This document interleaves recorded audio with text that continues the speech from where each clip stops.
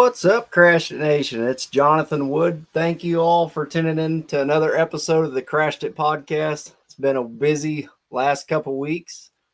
I don't have any guests tonight because we have a lot of recapping to do, and there just wouldn't be enough time to allow for enough guests. I did invite a few co-hosts. I don't know if they'll join in. I know Joshua usually gets on. He is on vacation with his family, so I do not expect him to hop on at all. And I know Jacob is out. He had baseball games all night. I did talk to them guys, and they are wanting to hop on here next week, and we're probably going to do a little introduction to some teams for the team show, maybe drop some drivers list. I don't know yet. We'll talk a little bit more about that as our week goes on here. But I want to say thank you all for joining on another episode of the Crashed It podcast. So Fulton, Missouri, we had an amazing night. So a lot of you guys that just watched the podcast don't know I traveled in from Wisconsin. I woke up at 2 a.m. Our show was Saturday night. 2 weeks ago, and I woke up. We were in Wisconsin. Thanks for tuning in, All American Racing. So I woke up, and guess what? I decided to hit the road at 2 a.m. Made it to Fulton, Missouri. I think we made it there by 2 o'clock. Enough time for inspections. It was a really hot day for Fulton. Show started at 5. Thank you all to all the drivers that came out. We had a huge lineup of drivers. We had Demolition Derby, Figure 8 racing, Youth Bump and Run, and just Powder Puff racing. We had all kinds of stuff going on. It was a busy night, but we got done before dark. Thank you to all the drivers that showed up and showed out. Fulton's an event that we keep trying to grow each and every week. Yeah, I did not make bank, that's for sure. We're working on that though. But I've got some really cool things that I want to talk to you guys about later. But thanks for tuning in, Joshua Craig. So the night started off with the bump and run at Fulton, Missouri. We started the night with the bump and run. And it was a really good race. Camden Tobin straight up dominated this event, though. New car. Blaine built a new car, and Camden just put that thing on rails. Showed his dad how to do it. His dad goes out, doesn't even make a lap, and his heat breaks an axle. And he let us hear all about it at Eldon. So we thought that was funny. Hayden Kemker coming back from the back, made it up to second place. Good run by Hayden. Colt Wood finishing third. Caleb White fourth. It was really nice to see Clayton Tibergen back out there. I felt like he drove a solid race. He ended up finishing top 5. Carson Kruger, he's a rising youth driver. And as you will see, he did really good at Eldon. Taylor Criff was there. Connor Brockes, nice to see him back out since the last couple events. We haven't seen him, but he's back this year. It's really nice to see Connor back in a car doing his thing. Hope Waller and Landon Bugg. So we had 10 youth show up. Shout out to all the extra people that donated extra money towards the youth. The last 2 shows we've had Fulton and Eldon. We've had an extra donation by several drivers, fans of the sport, businesses, everybody chipping in, getting these youth drivers extra money, and it's been just really good for the community, for the racing community, and the youth drivers. It has helped grow this sport each and every week, and we can't thank everybody enough for, doing everything they do to continue to grow the sport. Well, we had a wild night in Fulton, let me tell you. And it started out with our figure 8 races. In Heat 1, we had Dustin Jordan, like riding a bike, coming home in first. Nathan Dummermuth got second. Robbie Kelly third. And Clinton Hartley was in fourth. and Youngmeyer and Waller. But it was it's been a battle. We took the top two of this one to the feature, and so Dustin and Nathan got the pass in this one, and this kind of set up the event for what unfolded the rest of the night. But we'll get to that here in a minute. Heat 2 comes out. Dylan Cardwell punches his ticket, followed by Kyle Wardenhausen. Again, we're starting to build on this epic night of figure eight racing, and the crowd doesn't even know what they're in store for at this point. Dylan White almost makes the cut on this one. He got third place. Johnny Edgar fourth. Piter had some problems getting fifth. So Joshua Craig. So Dylan Cardwell, Kyle Wardenhausen transferring out of Heat 2. Heat 3 comes out. Anthony Wells, Matt Youngmeyer, both getting the transfer out of that. Piter misses again. So that's two heats that he went into, missed both of them. Fulton's pretty much New Bloomfield's pretty close to Fulton for all the people that are going to watch this or listen to it. So he was really, Piter, that's kind of like another hometown track for him. So he was really wanting to do well at Fulton. Didn't get it done in the two heats. Yep. Joshua Craig states, if you're listening to this on Spotify later, that's right. We're going to be back on Spotify. Says his lips aren't soft enough for pole positions. So those that are watching, is my camera clear this year or this week, or is it still blurry as all get out?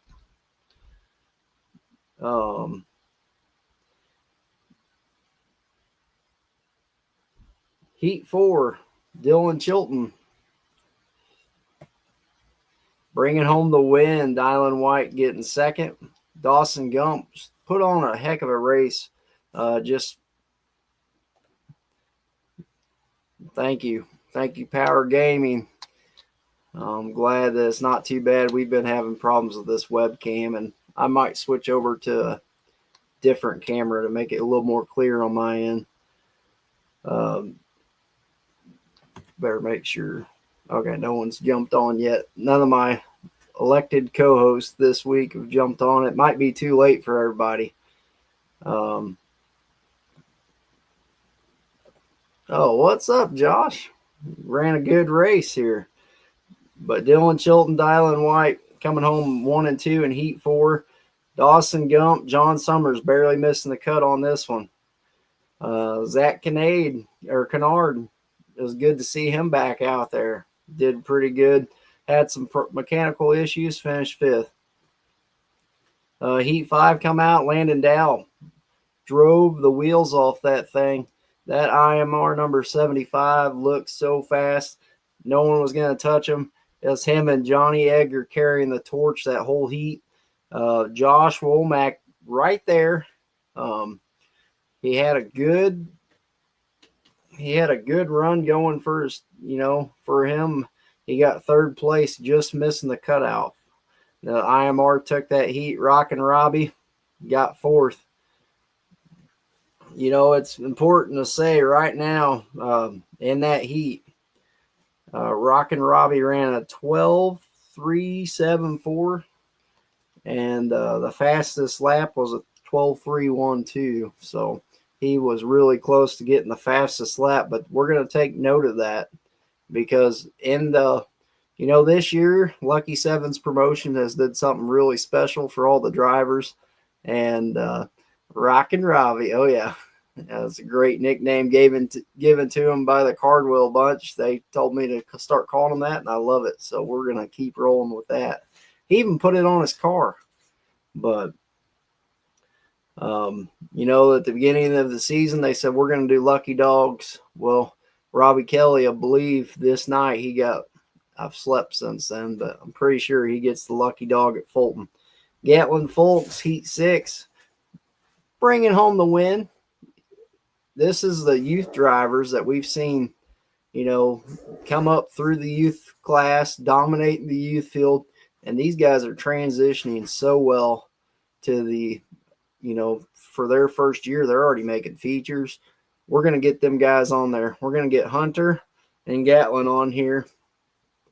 Not tonight, but we're going to get them on here sometime throughout the season and just talk about their transition, their struggles, what they've, what's going good for them, and what they've learned since the first race to wherever we get them on. And I'm just interested. That's going to be a good podcast. It was actually recommended by Chris Miller. So yeah, we're gonna do that. But Mike the Mad Dog Batson bringing home second. Hunter Bish, the other rookie, just barely missing his transfer spot on this one. Yeah, that's right.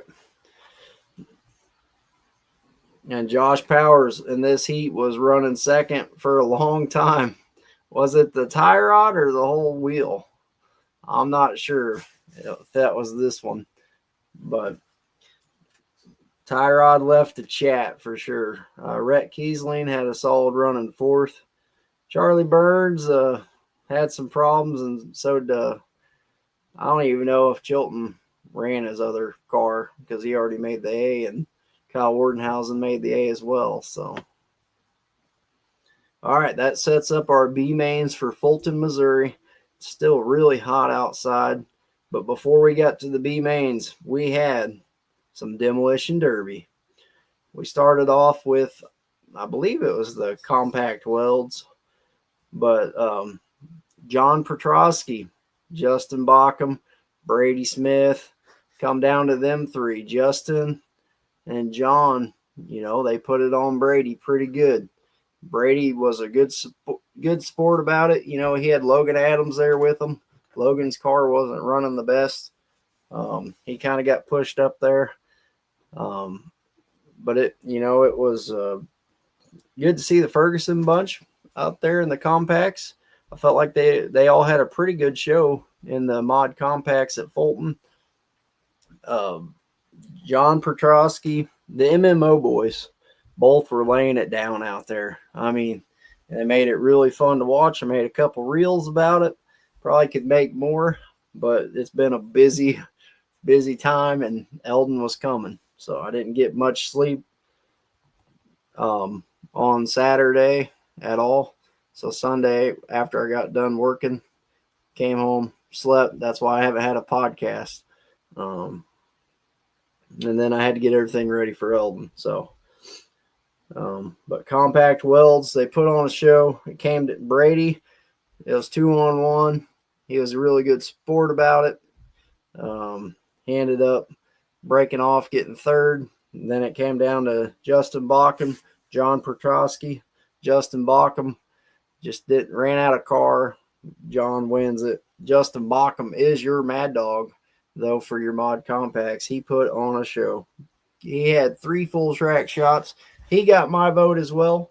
Throughout this podcast, you'll find out some of the votes I don't agree with, but there's other ones that we all agreed on together. So, what's up, Baby Shark, joining us? But then we had our B mains. B mains come out, and in B1 we had Jordan Piter bringing home the win. Jordan Youngmeyer got second. Josh Craig barely missing it for third. Actually, it was a win in year in, I believe. So Jordan Piter was the only one that got the advance. Youngmeyer wasn't running very good in the heat. He said that he kind of left or somebody left the exhaust open, and it rained a lot. So there was no cover on the exhaust. So the car wasn't running very good. That'll happen on them big jobs. But he come back out in the B main, almost transferred. Piter gets the win. Youngmeyer second, Craig for third, B2, Dawson Gump comes out, manhandles everybody, wins the heat. Ricky Bobby almost transfers, getting second place. Ricky, I was shocked to see him. Out there. Cody Klein, thanks for joining. We're getting ready to get to your derby here in just a second. But in Fulton, Ricky Bobby ran a really good race, almost transfers. Baby Shark gets third. They had a battle going on, but Dawson was your winner of B2, transferring on. Blaine Tobin comes out, fixes his axle. He comes out, wins over Baby Shark. They had a really good battle going on in B3. And Josh Womack was right there as well. Them three really put on a good show. Be a good video to watch back. I didn't get much time to watch back any of the Fulton show because I wanted to really hit on what happened this past weekend with you guys tonight on the podcast, because there's some highlights that stand out about this show anyway. And so let's talk about the Hobo Compacts. So a lot of people have asked us, Jacob, Joshua, me.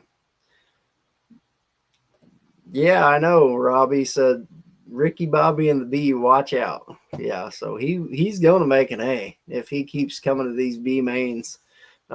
He just missed it at Eldon, just missed it at Fulton. So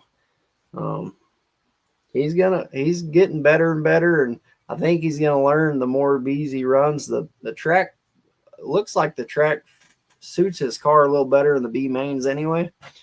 And so I'm thinking he'll be making an A pretty soon. But in the Hobo, we had Cody Klein, Hunter Wohlers, Corey Wohlers, Carly Frank, Brandon Piter. We had Baby Shark out there in a police car. He was out there. He said before the Derby, he said somebody's getting pulled over out there. He's running lights and sirens out there in the Derby track, trying to pull people over. It was really fun. And oh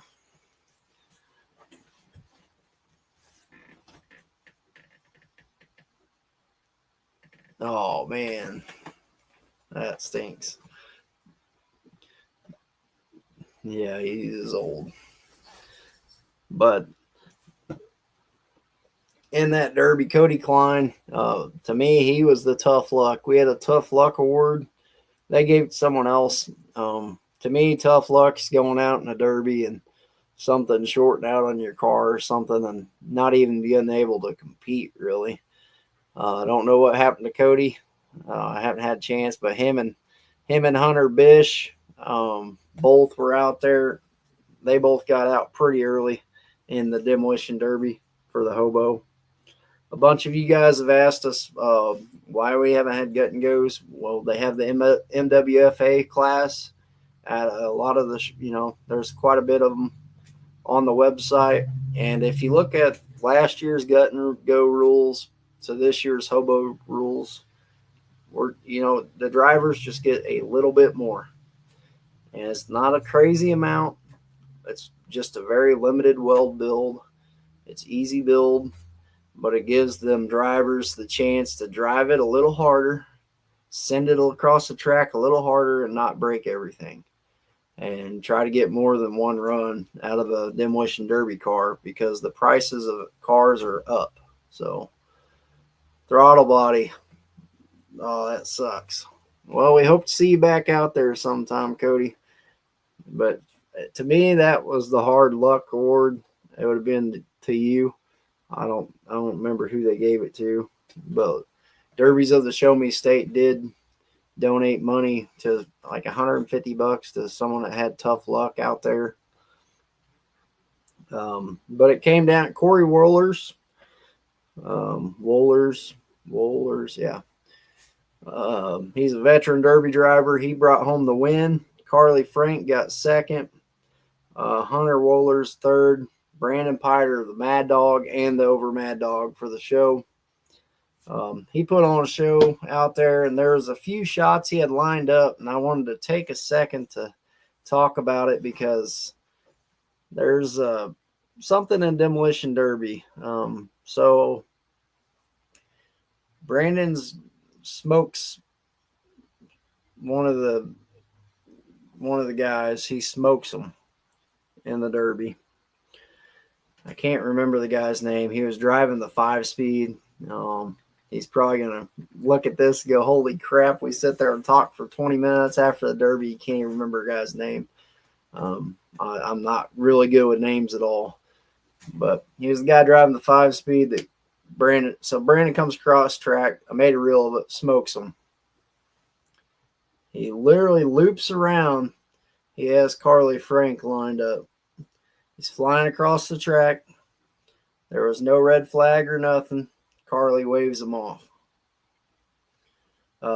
Guys, if you're any driver across the country or someone that's wanting a Demolition Derby, when you wave a driver off, it means that you're done. Something's majorly wrong. You're going to break your stick. She waves him off. He drives right by her instead of smoking her. And she starts the car up, drives away. And he's coming across the track again. He got waved off like 4 times, and he never hit her.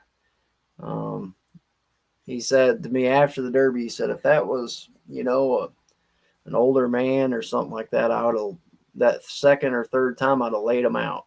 Like I'd have just drove through that car. But he wanted to take it easy. Guys, if you're in a car, though, and you're new to the sport, if you wave someone off, that means you're done. That means something is majorly wrong. You're not going to continue on in the Derby. You got to break your stick, because what'll happen is when something is majorly wrong and you're waving people off and you're known in the future, like if they know, like they've waved me off so many times and nothing's been wrong. They just didn't want to get hit. In the future, something's going to be wrong. You're going to be waving them off, and someone's going to feed you a shot, and it's going to make whatever's going on worse.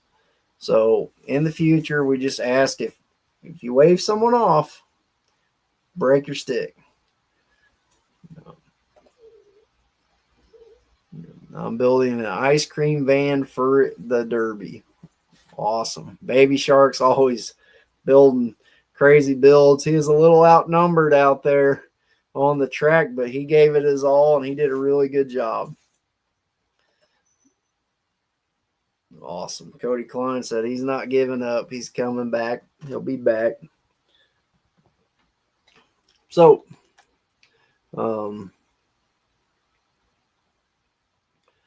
ended up Corey Warler's won. Great Derby. Carly Frank did a really good job during the Derby.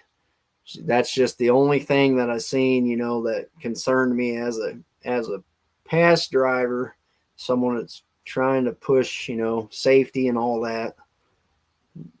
Was the issue was the waving of off and not breaking off. All right, get off that soapbox. Jeez, right? Then we had our A main. Our A main comes out, and it's crazy. All right.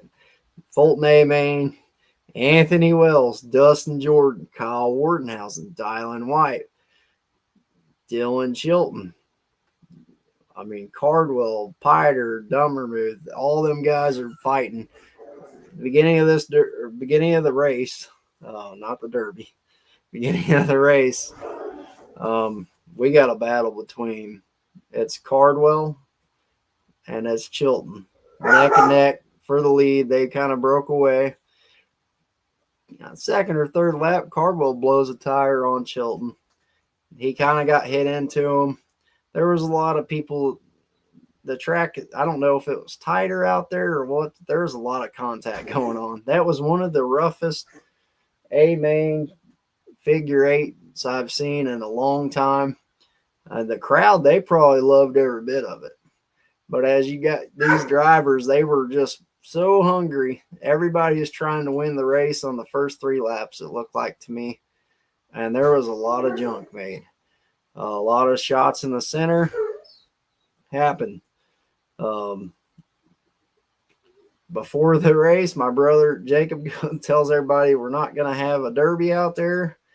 It ends up looking like a derby at the end of it. But there was a lot of paybacks and stuff like that going on. Yeah. Josh Craig just comments right after. That's exactly what I just said. You know, a lot of drivers. That was probably the roughest show, and Jacob asked everybody not to be so rough. So, but Nate junked his car on Kyle. Kyle kind of got him on the intersection, but Nate got into Chilton. So, I mean, it was just a bunch of payback going on throughout the race. I went back and watched the race over like 5 or 6 times just to see kind of what took place. There were some of the videos. I want to say thank you to Dustin Jordan having a different angle, and Benton Twisted Media. They had different angles so I could see more of what happened, because I can only see what I video usually. And all I see is Nate coming across the track and smoking Kyle, and it wasn't a good shot. Like, it junked his car. But in the end, I mean, they're all grown-ups. They talked about it, and, you know, that's the way it goes sometimes. But Anthony Wells, while all that was going on, he jumps to the lead, runs away with it. Dustin Jordan gets second. Nice to see him back on a podium. Kyle Wardenhausen bringing home third. Every time he gets in a car, he's on the podium, it seems like. Landon didn't decide to hit a brick wall. I didn't even see that.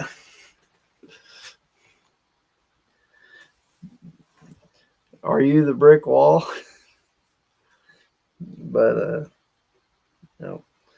Rockin' Robbie, he did get the transfer spot for the lucky dog. But overall, great.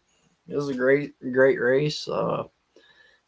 Fun to watch for everybody out there, and it was rough. I guarantee there was a lot of work to be done. It was it's fair season now, so we're turning around, burning right into the next week, and I know there was a lot of people working on their stuff for Eldon. And Eldon, let's get to Eldon here. So Eldon, yeah, I'm telling you, everybody tried winning that race in the first 3 laps. That's what it looked like to me, Josh. Let's get to Eldon. All right, so Eldon, we had 3 events in Eldon, Missouri. Eldon, Missouri is our home track. First, I want to shout out Ray's Lawn and Landscaping, Simpson Grading, and Ole and Corey. They really worked their tails off on the track, and they're getting somewhere. They put 16,000 tons of lime on the track. Lots of transmissions for Fulton, Robbie Kelly says. They put 16,000 tons of lime on the Eldon track to try to harden the surface up. Bump and run, night 1. Our bump and run comes out. The track is right for a bump and run. I mean, that track, these guys were flying for the bump and run. Let me get to that screen. Oh, one more. All right. So just to recap. So Thursday night, the bump and run. Heat 1 comes out. Brenton Holosharp. Shout out to him. Robbie Kelly. They both made every event for Eldon. And it takes a lot of dedication, a lot of time to make 3 events in a row. 3 days, 3 events. It's a lot for the promoters. It's a lot for me as an announcer just to recover my voice for that. So shout out to Rockin' Robbie and Brenton Hodelsharp for making it every night. Brenton got out to an early lead. broke his axle in heat 1.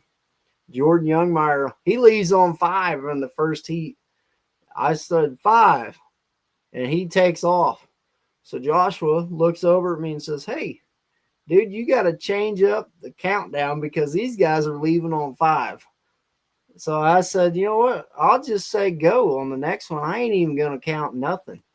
And that's what I did. And about 5 drivers come up to me afterwards and said, "What the heck was that? We weren't ready for that boogity crap." And I said, "Oh, yeah, Joshua told me to change it up." So I did. But heat 1 came out. Piter was leading the whole race pretty much.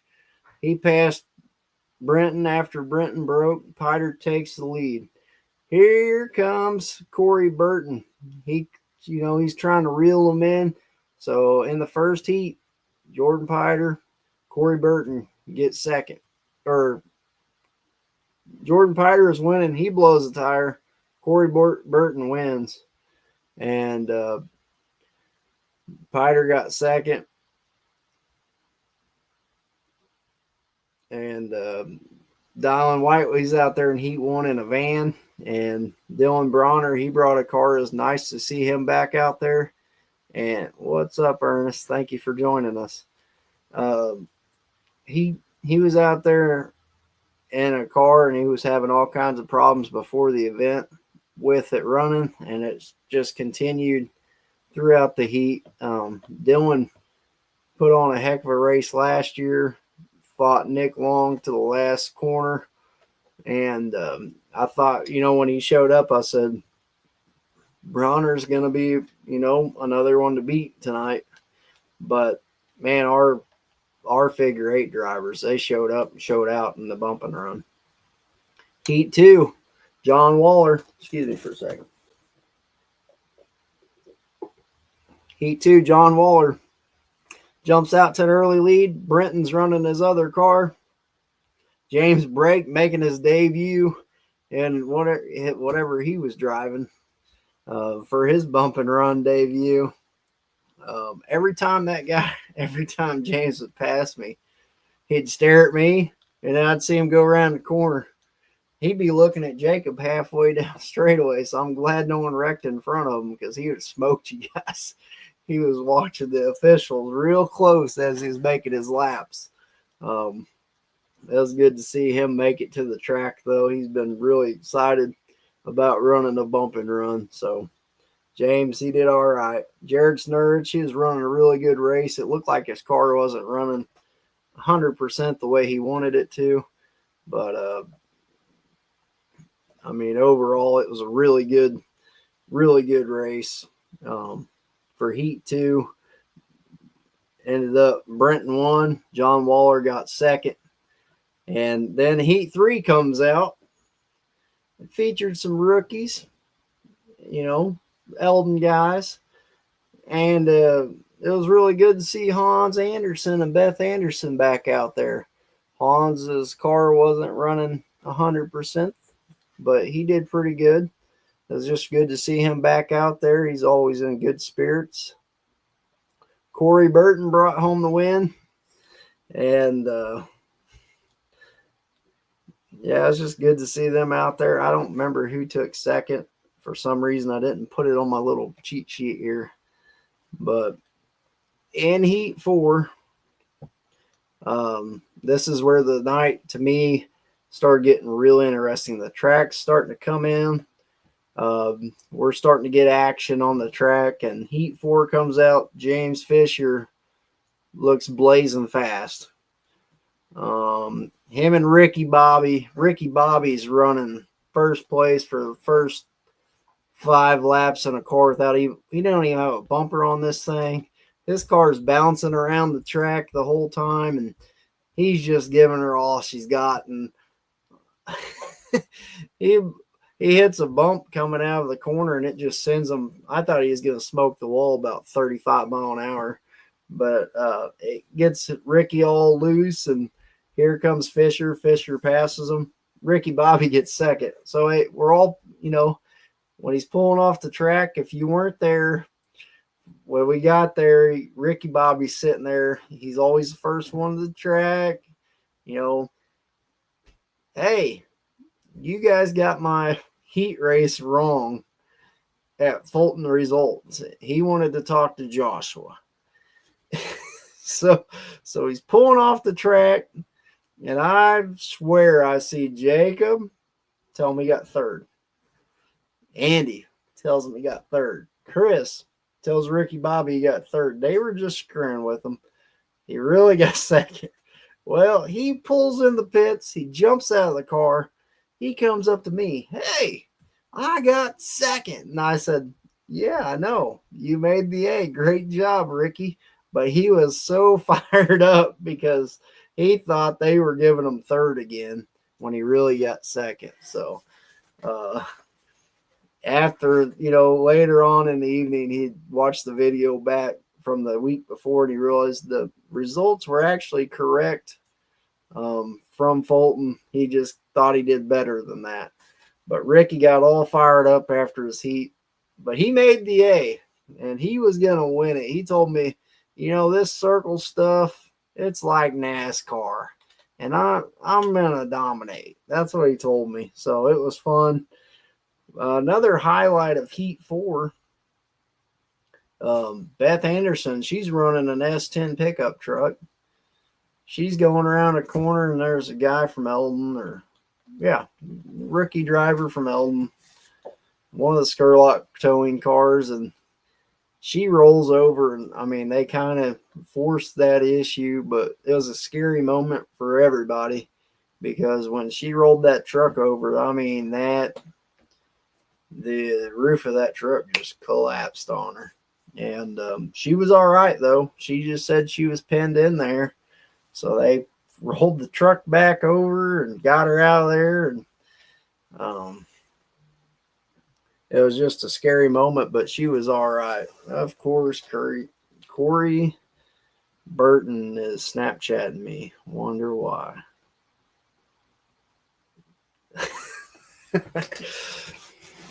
But the scary moment, but it was good to see Beth Anderson. She said, hey, don't you dare cut my pillar on this truck. I want to run that thing. She rolled it over. It wouldn't fire back up for her, but she wanted to finish the race. But she came right back out in the B main. So we had 4 heats. We had a B main. So the B main comes out, and it starts getting wild. Wild racing. Before we had the B mains, we had a side-by-side competition. We had 2 side-by-sides show up. It was Jace Ray and Cody Skurlock. Both of them had it in 2-wheel drive. They didn't want to, roll it over or nothing like that. But Jace was the more consistent on the corners. He ended up winning. Great to see Jace Ray. He just made his night. Great run, Jace. Cody, thanks for coming, trying it out. He also had, he was running the bump and run as well. So he didn't want to. He just running the side-by-side wasn't much, all his fun. So on the B main, we took the top 4 out of the B main. It ended up being Jordan Pyre. Brought home the win. Dylan Bronner got second.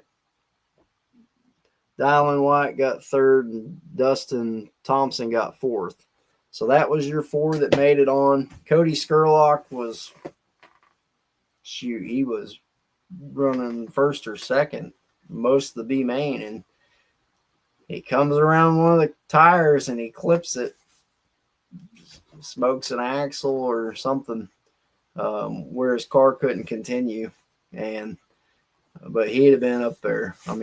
It was good to see all the Skurlock cars back out on the track, and Cody drives kind of like his dad, so it was good to see them out there putting on a show for their hometown crowd. So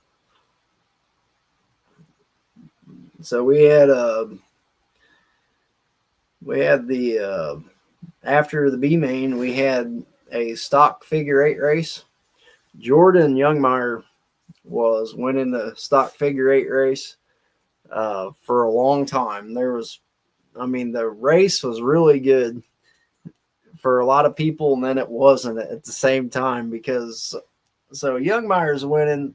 Robbie Kelly, he's definitely getting the fastest laps. He's doing all he can. He's running into tires. I mean, trying his best to track down Jordan Youngmire. And Youngmire, he's coming up to get the white flag. So he crosses the line. He's got one more lap till he gets the white flag. He goes down the other end. He goes around the tire. And guess what? Car catches on fire. Flames everywhere. Red flags come out, right? He stops, opens the door because it's a stock figure 8 race, gets out of his car. Well, it's a fuel line or something like that. Can't continue on. He tried, couldn't do it. Car wouldn't even fire back up. He knew there was only a few laps left. Bummer for him. Rockin' Robbie takes full advantage of this. He's winning now. He gets the white flag. Matt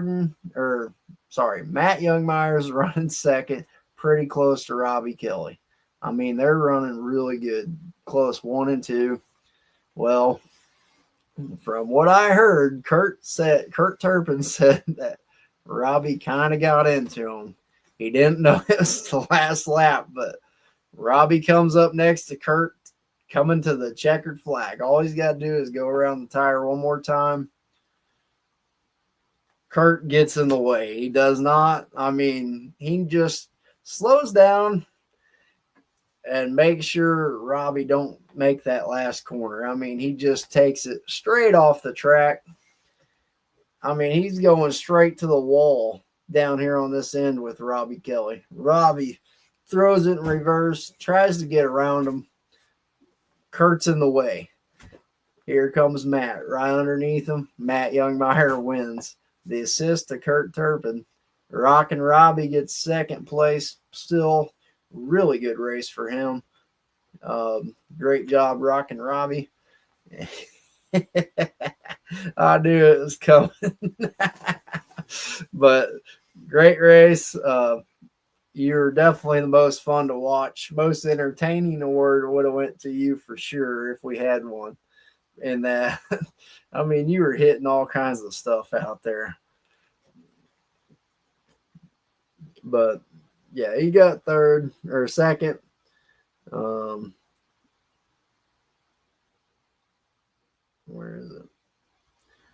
And Johnny Egger got third. So Youngmire, Kelly, and Johnny Egger got third.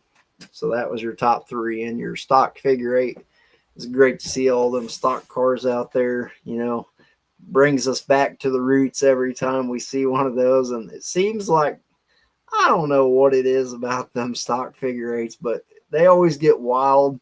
And it usually involves Kurt Turpin somehow, some way.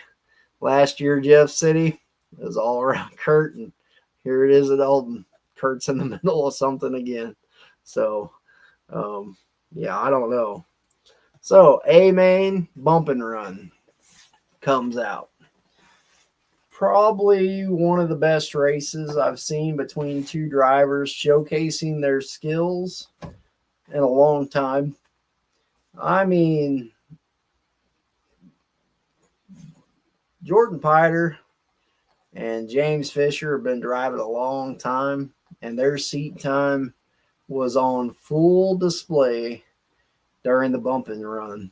Them two, I thought they were both going to blow their engines. They were flat flying out there.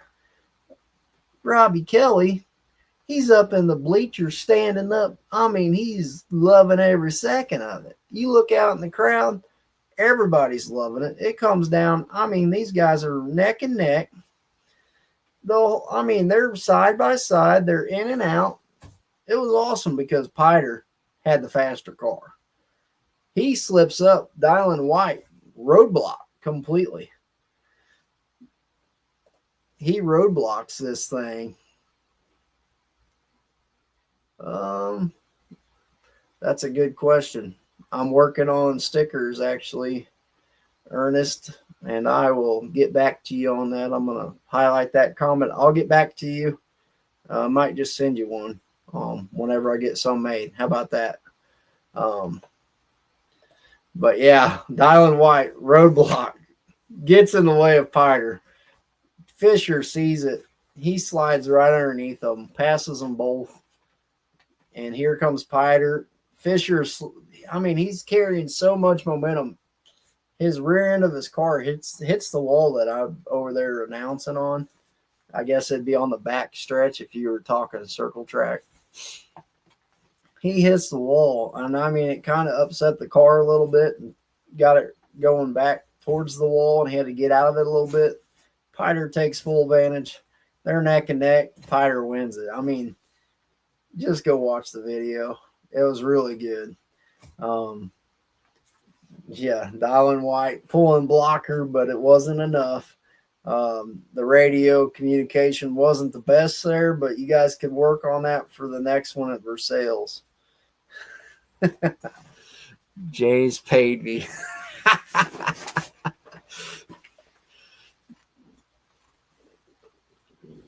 Yeah, James Fisher, that was one of the best races I've seen. You guys were flat sending it.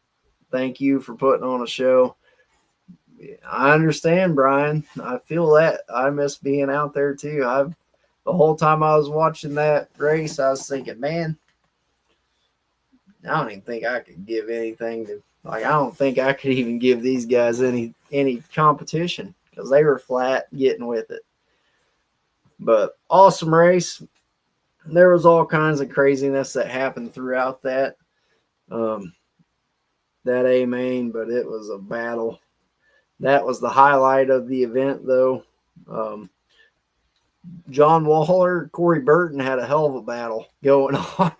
So I got to tell you all this. Corey's probably listening, or he'll be listening tomorrow. He'll probably be like, that son of a gun.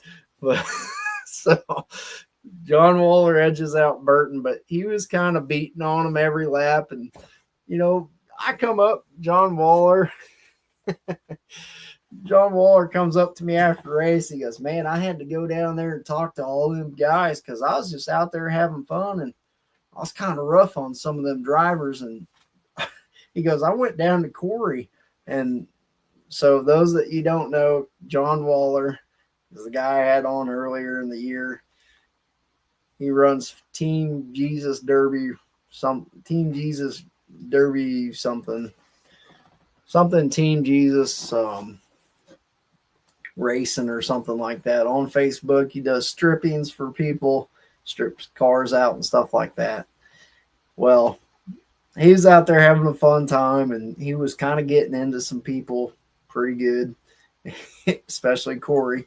Well, Corey, he goes down there, and John says, man, I had to go down there and talk to Corey after the race to make sure we're still good because we're racing against each other tomorrow night. And Corey, he goes, I went up to Corey and he said, we good? And Corey goes, I hope you got Jesus riding with you tomorrow night, you know, just screwing around with him.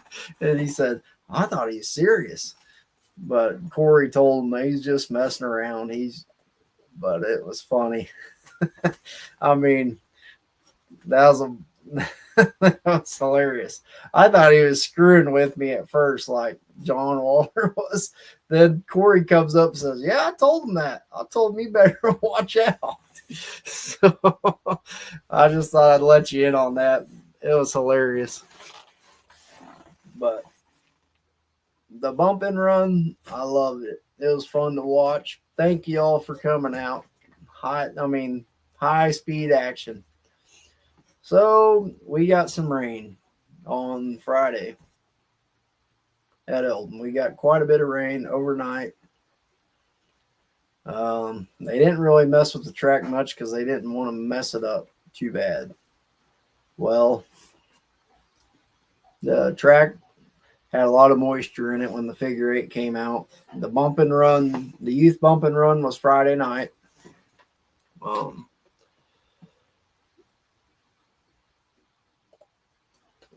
youth bump and run was Friday night, and let me tell you, them kids drove a heck of a race. What you're seeing now is the A main. It'll probably be playing a few times throughout the recap of the figure eight night. Bump and run comes out, and the track, I mean, it goes away immediately. Nothing, nothing we could do about it. But every driver's got to drive on the same track, Corey. Every driver has to drive on it. And guess what? Colt gets out there. He's running a good race, breaks an axle in the youth bump and run for Eldon. Carson Kruger, the California kid, he comes out there, puts on a show, and wins it. Great race, Carson. You did a really good job. Camden Tobin got second. Hayden Kemper got third. So Camden and Hayden, we're starting to see them week after week up towards the top of the podium for the youth. And them guys are catching on. But Carson, great job.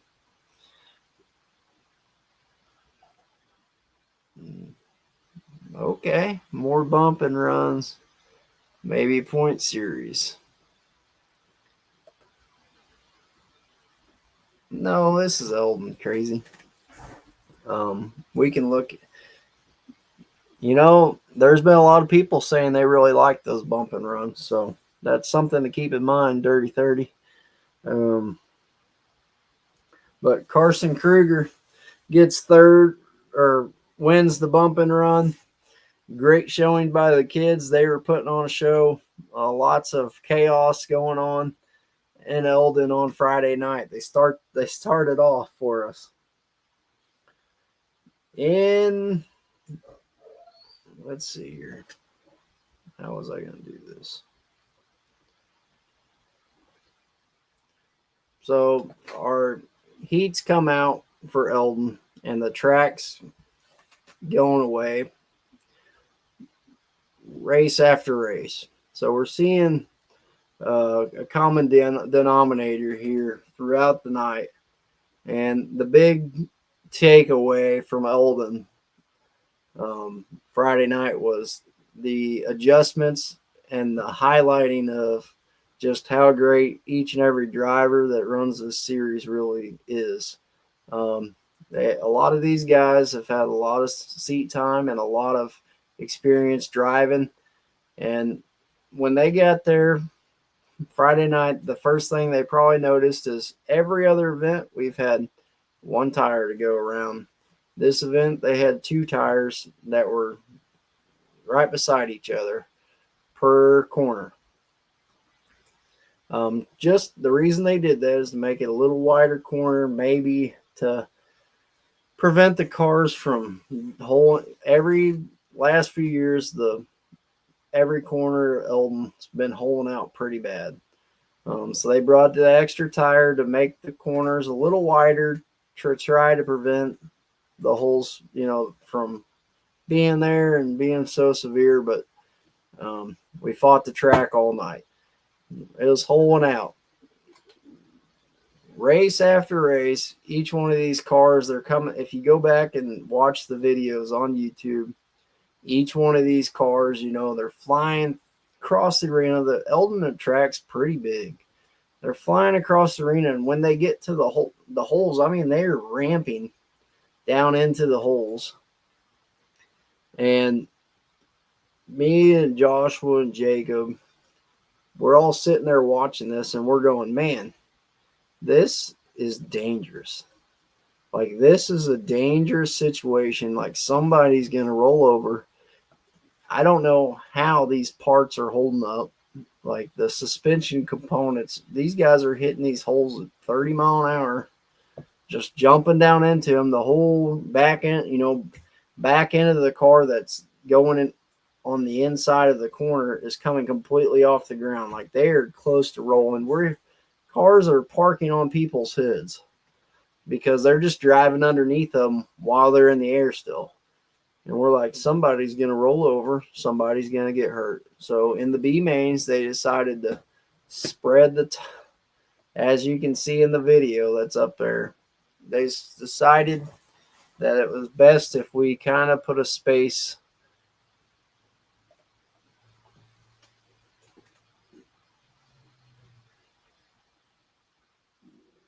Yeah, I did. So I think you pushed him for a whole lap, Corey. Corey put on there that he needs to pay the 99, which is Dylan Chilton, some fuel because he pulled him for a whole lap. But you were underneath of him the whole lap. But anyway, back to the tire situation. We put that like that to make it a little safer and a little something different for the, just to try something. I haven't heard much feedback on that situation. I know a lot of the guys before the race weren't too happy about the tires being spread out because they've never really did anything like that before. The only time I did something like this personally is way back in the day. There was a race at Wheatland, Missouri on their dirt track, and they had the tires. They actually had more tires to go around, and you did literally a figure eight, like an 8. There was no way around it. But Johnny Edgar coming in said he loved it. But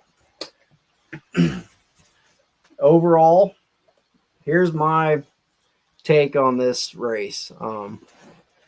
I don't have the results for the heats to recap each heat, and I'm so sorry about this, guys.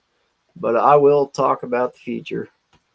The feature, let's sit here and watch this thing. So I'm going to start this video over in the background. So if you watch this video while I talk about it, you're going to see these guys. So the spread out track, these guys, first and foremost, they're carrying more speed through the corners than we've ever seen at Eldon. Second thing is, as a driver, you're coming out of this corner. I'm going to pause it. Like, we're going to watch the number 90 for just a second here. Dylan White, he's getting ready to come out of a corner. I paused it. He's coming out of the corner. Normally, you're looking straight ahead at the next tire, seeing who's coming out of that corner. Now, we've added a ripple. He's got to look to his left more, because I talked to some of these guys and they said, dude, you come out of this corner, you look to your left and there's cars coming at you. They said it's crazy. Like, I don't know how else to explain it other than they're coming at you head on almost, and you got to make a decision to go or stop, because once you start going, there's a bunch of these guys are racing 2-3 wide around the track. You see guys jumping to the outside. It was a little smoother out there. They're carrying more speed, and honestly, it was one of my favorite races to watch yet, just because of the raciness that it looked like everybody was competing with each other. It didn't matter what you had, as long as your car was running right, you had a shot here. And it was just who made the better choices through the center or kept their speed going, or whatever happened. And yeah, you guys were straight moving. You guys should see the lap times when Joshua posts this of what you guys were turning. But in person, this video doesn't do any justice. You guys were flat hauling around this track. And you seen some people get laid over going across the center just because their car died or something. If you die going across the center, you're taking a shot.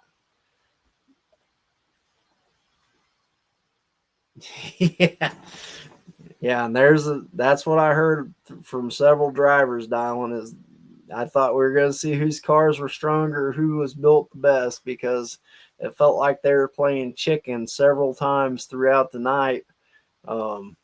Robbie was brought up a lot, because if you watch him, he comes straight out of the corners at the next corner every time. Like, everyone started telling me about it, and I never went back and watched how straight Robbie was coming out of these corners. He's heading straight across, then he decides to cut across. Like, he'll run straight at the next corner and then cut across the center at the last second. And I mean, it had to be nerve-wracking for him and for the drivers that are coming around the other corner. But Yeah, everybody was carrying a lot of speed through the corners.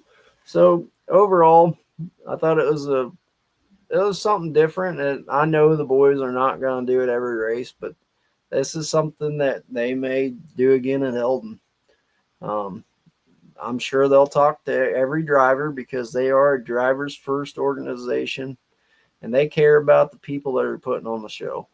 They're going to want to talk to them and see what they felt about it, and just talk to each and every one of you guys. We haven't had a chance to really get into talking to you guys about it, but I'm sure in the coming weeks that we're going to really start to talk to you guys about what you guys thought about it and if it's something we should try again at Eldon. I know it's not going to be at every show though. California is always a good one to see, Brian. And this year, if you don't know yet, the race for 28 will be at California.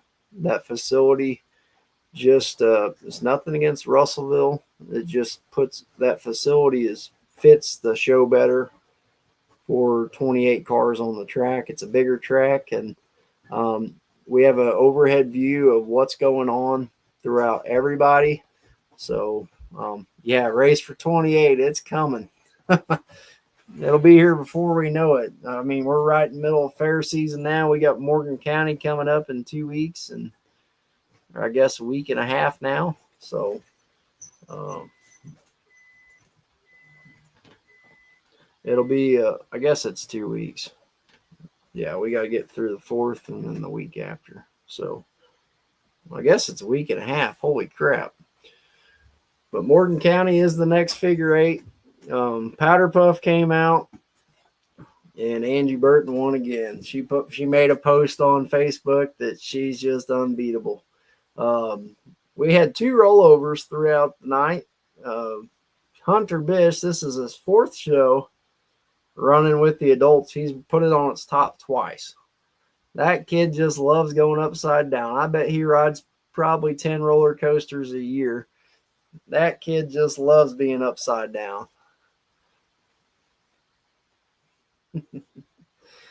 Minivan or Ranger Friday. Yeah, we'll just have to see. But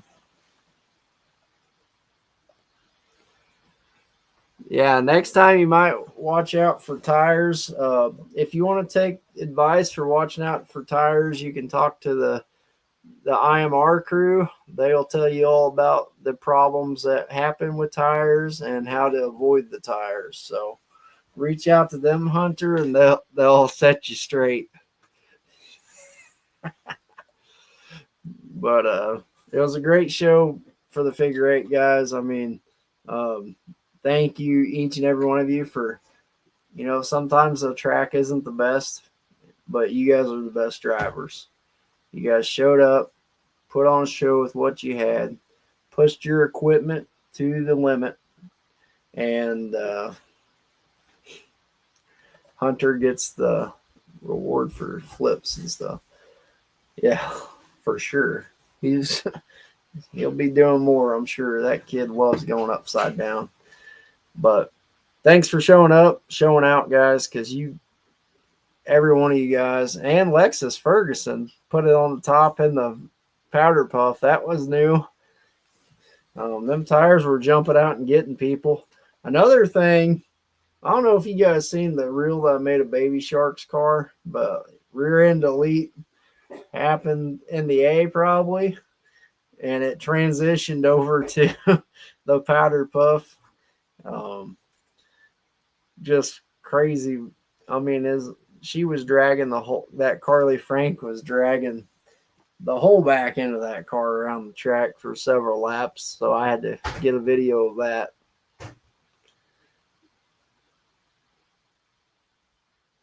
Yeah, Johnny is experienced about parking on tires. So that's why I told him to go talk to Johnny, because he'll set them straight. Johnny's been doing good about not parking on tires this year. I probably just jinxed him for the next one, but something about that car he used to drive, though, that blue, I about parked on a tire too. So She got the biggest bruise. Yeah, I haven't seen it, but I heard that bruise was pretty gnarly from the crossbar um, and Lexus's car. So, but we're glad to see that everybody that crashed out is all right. And it kind of set up, we had a rollover on Thursday night and on Friday night. And Miller County, I'm telling you, Eldon, Missouri, they got to see rollovers on all 3 nights because it set up the Derby. We didn't have a ton of cars for the Demolition Derby. Oh, wait a minute here. Before I move on to the Derby. Before I move on.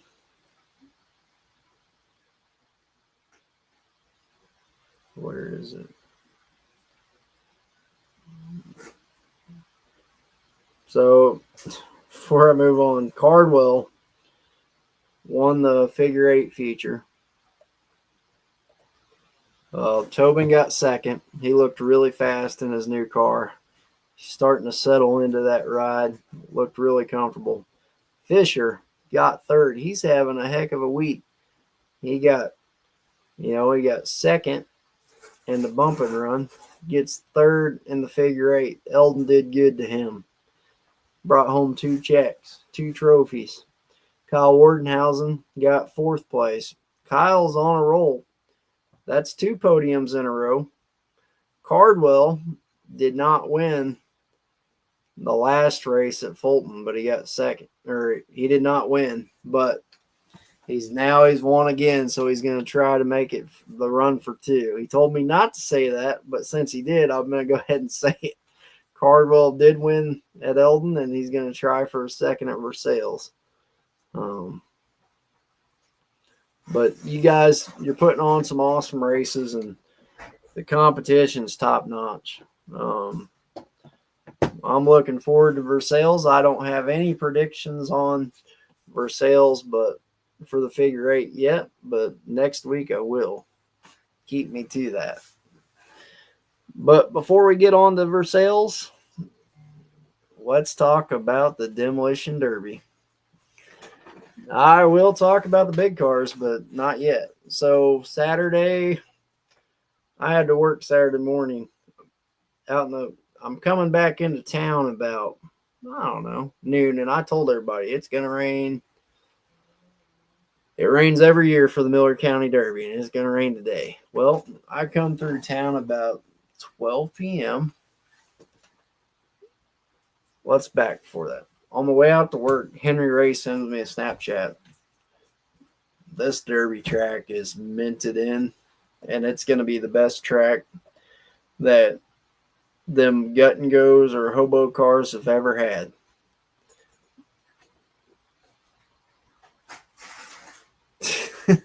We will get to that, Henry, here in just a second. Gosh, you guys are all jumping the gun. Just all right. The Derby was awesome. All right, we didn't have a ton of cars show up for the hobo and the compacts, but we had some quality drivers there. My favorite thing ever when you pull into a Derby, I get there. They had a little rain, but the track was awesome. Okay. By the time I got there, the track still looked great. They did a bunch of work to it after the figure 8.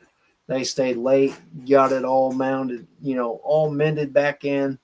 They ripped it up. They brought in rollers again, and they had it right. I get there, and my favorite thing at a Derby is whenever everybody comes up to me and says, "Hey, keep your camera on me." I bet I had 8 drivers at least tell me, "Hey, I'm here to have fun. I'm going to hurt some feelings, but it's nothing personal. I'm here to have fun, and I'm going to put on a show for my hometown crowd or for the crowd." Because everybody knows you're going to have a crowd at a Derby. I mean, it's a given. The stands are going to be packed. we didn't have a ton of cars. So before the show, we decided, we're going to try to involve these kids into the show more. We've been talking about trying to get kids involved more. We said, hey, we're going to write the names of all the drivers on these Frisbees, and the drivers are going to be introduced. Like, they're going to pull on the track, get out of their car, get introduced, throw these Frisbees. And I don't know what it is about the energy of when you're getting crowds hyped up before the Derby, but it seems like the bigger the crowd, the harder the drivers drive. And Eldon was it was awesome. So the first class we had was our hobo class. We had, I don't know, 6 or 7, maybe 9 hobo cars. I don't remember. Wasn't a ton, but they were quality. My favorite thing is Troy Mitchell. He comes through tech, and his radiator is spewing water. And we had some people down there. They're like, dude, your radiator's leaking. He goes, I don't care, because this is this car's last ride. I'm just gonna go out there and send it. He goes, I don't care about that radiator. And the next car comes through. Robbie Kelly comes through. Man, I'm gonna have a lot of fun tonight. Just watch. I'm gonna try to really put on a show. Next car comes through, and I mean, every driver that's coming through is like, man, I'm gonna do. Zach Jewell comes through. This car, I've got to junk it. I've got to junk it tonight. And I mean, just everybody that's coming through is telling me it's going to be a fun show to watch. And as I'm over there, the full-size drivers are getting checked in on Henry Ray's trailer. And I seen him kind of leaning up against his trailer, and I walked over to him, and I glanced over, and I see his car has no radiator in it. And Henry said, hey, he was the one that said, I'm not here to hurt any feelings. I'm not here to make anyone mad, but I'm going to go out there and have a lot of fun. And it's going to get wild, basically, is what he told me. And he said, I really hope no one takes any offense to whatever happens on the track. But he said, if they're across the arena and I'm on the other end, I'm probably going to go across the track and hit them. And that's exactly what happened. And we'll talk more about that. But so anyway, the hobos come out. Troy Mitchell, I don't know how he does it. His subframe, he had someone nose to nose. His subframe drops to the ground. That car's barely running through tech. He keeps that thing running the whole Derby. Never gives up. Ends up getting third. Dustin Ferguson did what he had to do. He got first. Zach Jewell had no steering after the second hit of the Derby. And Dustin just went over there and kind of got in his way throughout the Derby. And Zach Jewell pulls a second. But Robbie Kelly gets fourth. So he gets two checks from Eldon. Mad Dog Award, Troy Mitchell. I agreed with that. I videoed 5 full send shots for Troy while he was out there. He took a lot of hard hits too. They really tried getting him to break his stick, and he just wouldn't give up. I mean, he was hung up against the wall and getting pounded on, and he kept, trying to get his car to fire back up. And then he sends it across the track, and him and Robbie Kelly knows each other. And I don't know how he kept that car running. All of us compact guys, that are always around him, looking around saying, what the freak? Like, how does that car keep running? And he just kept her running and got third. But congrats to, gosh dang it, did I do it again? I did. Garrett Ferguson won, not Dustin. Garrett won the hobos. Zach Jewell got second, and Troy Mitchell got third. Robbie Kelly got 4th. But congrats to Garrett. He did what he had to do. He said, hey, I didn't want to junk my car. Going to a team show with it. So, and he didn't. His car looked good. So I agree, Robbie, that car would not die. So, next we bring out the compact wheel class. We had a little drama in that one because, all right, Cody Bedsworth pulls up to the track, unloads his car, sends a rod through his engine. Can't run. Cody comes over to Jacob, tells him he can't run. Jacob just says, hey, you let me drive your car somewhere. You go get mine. I have a mod ready to go. It's probably going to be the softest car on this track. You can go to my house and get it and drive it tonight. Go load it up. Well, he does. So some people kind of got a defense to that, but I will tell you that car was teched in, and it was probably one of the softer cars out there. But it was built to Blizzard Bash rules. It's a pretty hard car from 2 years ago. So, but I can promise you there's some hard cars out there. And I just got to say, it come down to Brock Herdzina, Cody Bedsworth, Tommy Bedsworth, and Brady Smith. Brady was running with Brock. Brady was running with Cody Ryder, I think. I'm not even sure. I don't know who was running with who, but it seemed like at one point there was a lot of cars after Brady.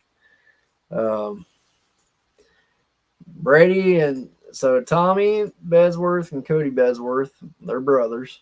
For anyone that's watching this, goes back and watches the video. My brothers have always said, look, we're drivers. We're not going to make you hit your buddies, but we will make sure there's not, we're not going to be holding people. Well, Brady was 2-on-1 again. And, he's always been a good sport about it. It's a great sport. He was just taking the punt. He was rolling with the punches, as I'd say. Cody's car, he's driving Jake's car. It goes in the limp mode. That car does that when it gets hot if you don't have a hot box in it. He didn't have a hot box in it. So the car goes into limp mode, finally dies and won't refire.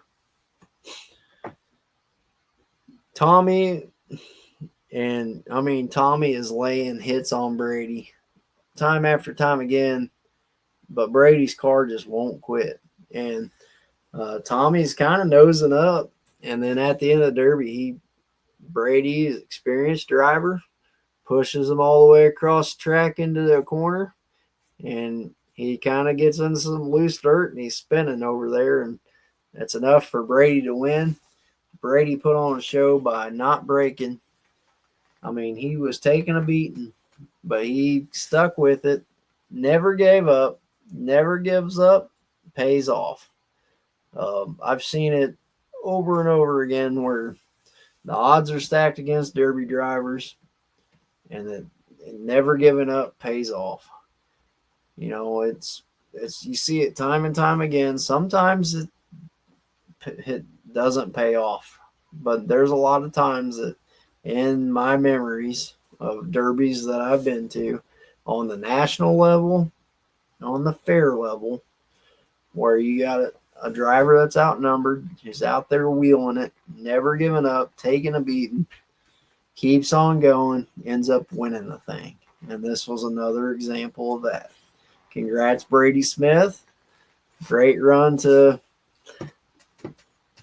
Brady. Now, they gave Cody Ryder the Mad Dog. I did not vote for Cody Ryder to be Mad Dog.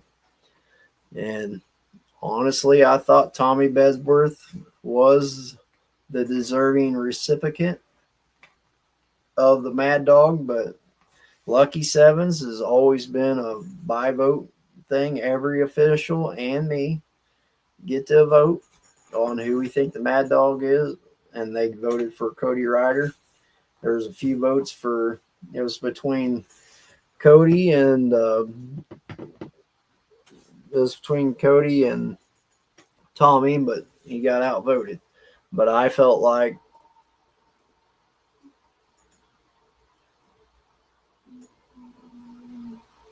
yeah, for sure, Blake.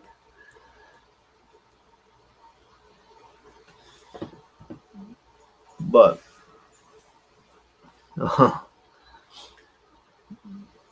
I felt like Tommy kind of got the short end of the stick on that one because I personally, if you go back and watch that, I think a lot of you guys would agree that Tommy probably should have got the Mad Dog. He was my vote, but in real time, every official sees something different, and most of them seen Cody sending it across the track until he couldn't anymore. And I just felt like throughout the whole Derby, Tommy had a little bit better showing, but overall, that's just how it goes sometimes. So I told you guys I'd always be straight up on here who I vote for on the Mad Dog, and that's who I did. So, all right, that brought us to the full size. I couldn't even tell you how many full size cars we had, but we had quite a bit. I felt like a lot of Eldon guys. Actually, everybody was from Eldon but one car, and he was from Centralia, Missouri. There was a lot of Eldon cars, but Jeff Robb came down from Centralia. He's did pretty well of our shows in the past, and I don't know how Tech went. I haven't even talked to a bunch of people. It looked like from what I seen on the track after the show, it looked like it was a fair Tech because every single car after the show was junk. And this was probably one of the best full-size shows that I've seen in a long time, and it's definitely one of the best full-size shows from start to finish that I've seen at Eldon, and as far as I could remember. And there's been some pretty good ones. There really has. But this one, to me, it topped it because there was action from the drop of the flag to the end of it. I mean, there was from the start to the finish, someone was parking in somebody, and that, to me, as a fan of Demolition Derby, is what it's all about.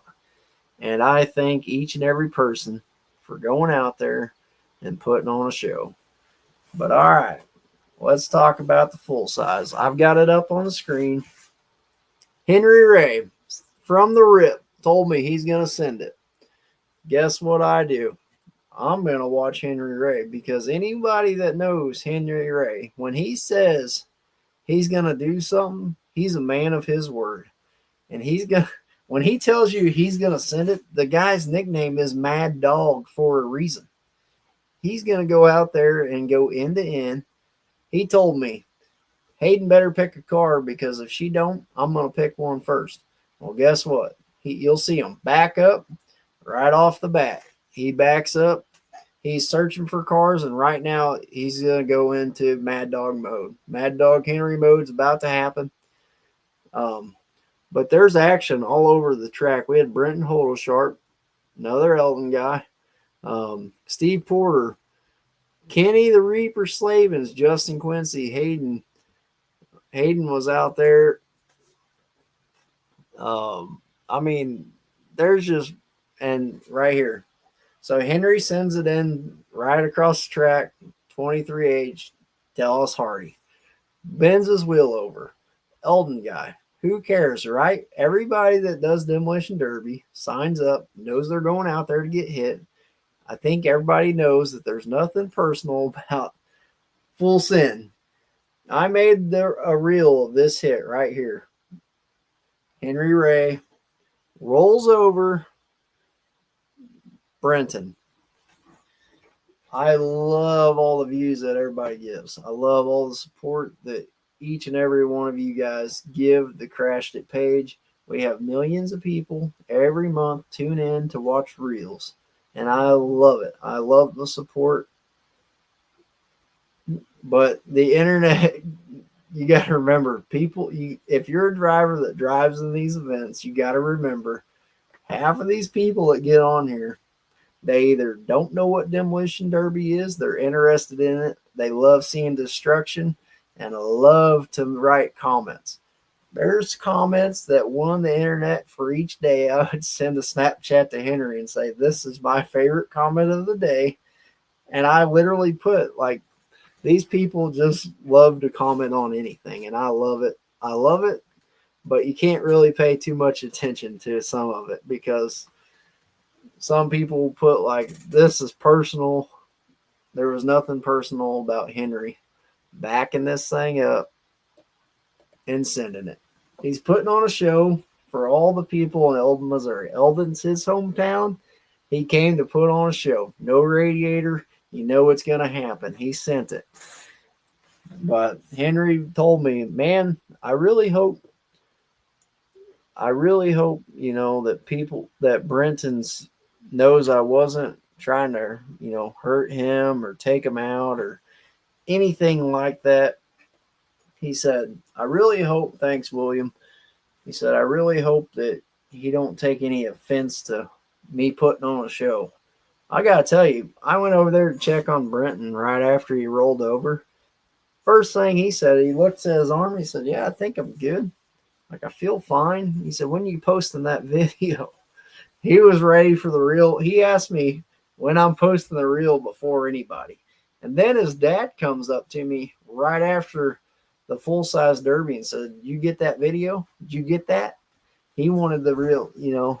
They knew I was going to post a reel, and I don't think they ever thought anything offensive of it. But I just want to let you guys know, if you show up to one of the Lucky 7 shows or any show that I'm filming and you're on the receiving end of someone full sending it, don't take any offense, because this is demolition derby.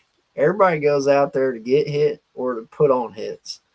And sometimes you're the hammer and sometimes you're the nail.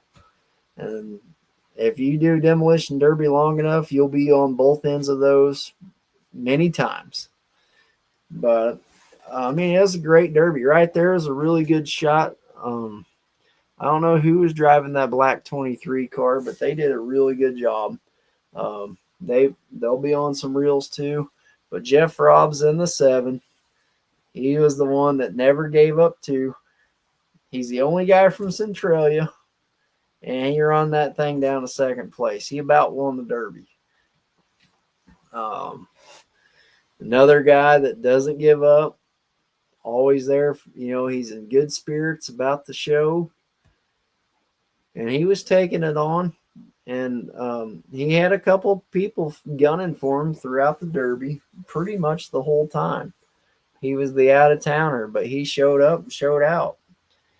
But I want to say congratulations to this black 14W car. That's Tyler Ray. They're at this point. Oh, was he in the other 23? Was he in the black 23 that didn't have the H? Henry. But Tyler Ray, he about jumped his own car trying to jump start his brother Henry. So Henry's in the nosed up W10, the blue and yellow car, and you'll see his brother try to jump start him a couple times, and he's parking in the back of him. I thought he was mad at him. Like, I'm going, it's right here when I started noticing that he's like trying to get him to start. Oh, okay. Jacob Sharp was driving the other one. I didn't even know that. I announced it wrong and everything, but it's good to know now. So Dallas was doing Dallas things in his 23. So that makes sense. But one of the coolest moments of this Derby for me, as I'm watching this is what I'm seeing is what you guys are seeing on film. That's what I've seen during the Derby. Is right here. Tyler's trying to get to Henry. Henry's the nosed up car, and you're going to see him give him a push right here, jump start him. he does that like 3 or 4 times, but later on in the Derby, I mean, he's pillar parking his brother trying to jumpstart him. You see him waving, and I just wonder if Henry expected that, if he could hear him coming across the track and just getting pillar parked. But he was getting jump started. But I was looking at this, I was like, man, he's really pushing him pretty hard. He's pushing them into other cars, and this is one of the pillar parks. Tyler backs it up, parks them again, but what a drive from Jeff Robb and Tyler Ray, and they put on a show. At one point, I thought Tyler was going to break his stick at the end of this Derby. His car catches on fire. There's 4 cars running, but he got back in it, did not break his stick, ended up winning the Derby. Tyler Ray bringing home the win. Jeff Robb second. Justin Quincy put on a show, nosed his car up. I think he lost a tranny or something. At the end, he's over here in the corner, kind of hung up, but he's making a little bit of movement here and there.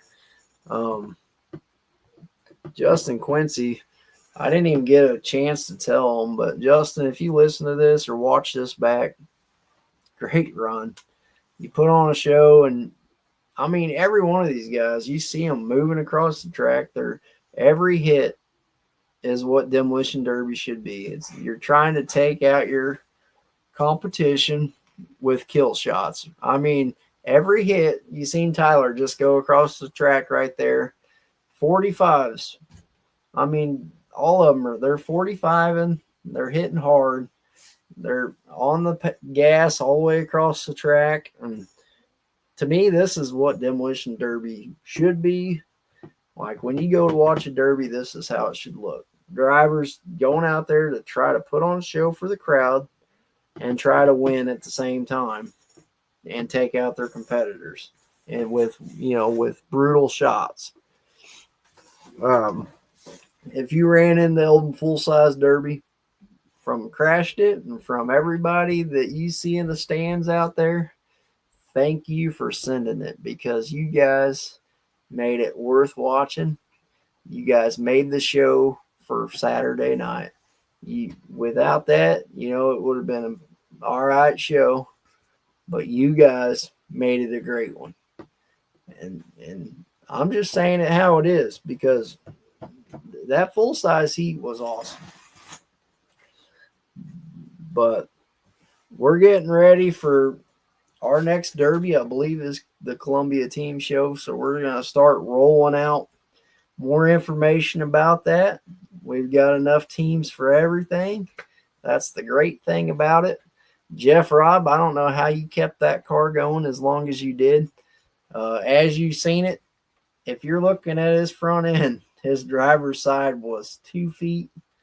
I bet it was 2 feet shifted from where his driver pillar was. Like his frame rail to the driver pillar was about 2 foot off by the end of this Derby.